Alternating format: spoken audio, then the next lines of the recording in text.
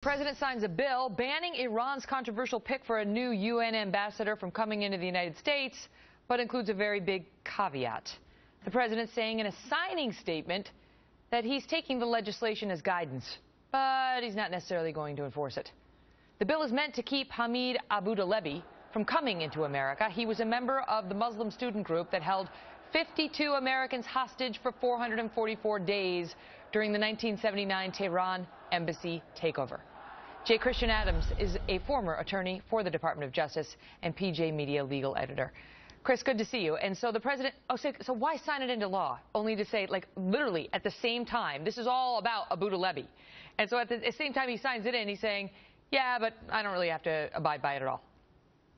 Well, once upon a time in America, Megan, when Congress passed a bill and the president signed it into law, it was actually treated like a law. It wasn't treated like a suggestion like President Obama did today with this. This bill was sponsored by Senator Cruz with bipartisan support from Senator Schumer, and it passed Congress 535 to nothing.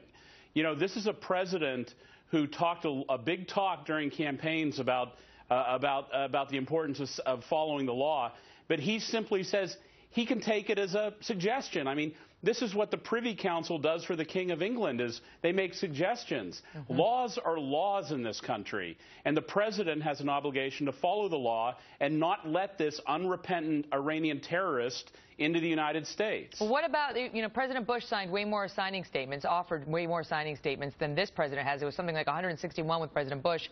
It's only been about 29 with President Obama. Well, there's a big difference. What President Bush did was say that I'm going to interpret the law in a way that's consistent with American foreign policy. What President Obama is saying is I'm going to totally ignore the law. There's a huge difference between a reasonable interpretation and a lawless disregard for what Congress has done. President Obama ran on this in 2008. He did, and we have this soundbite because I want the viewers to hear it out of then Senator Obama's own mouth, what he had to say about signing statements. Listen.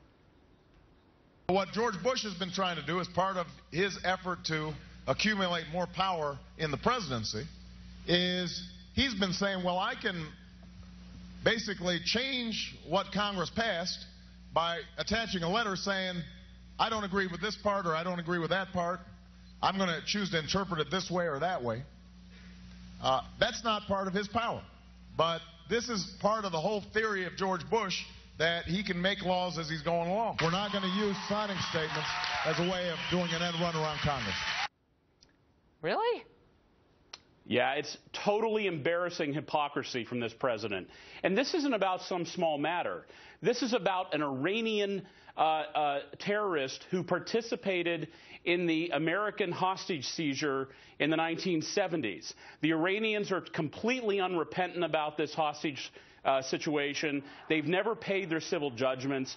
They're acting reprehensibly. If there's anything this president should have moral clarity on, it's not letting this man in the United States that held Americans for 444 days. This is, I mean, many folks have said this is basically a middle, you know what, to the United States of America for Iran to even appoint this guy. But the president did not make clear with his statement tonight. He says he signs it into law, but he deems the whole thing advisory.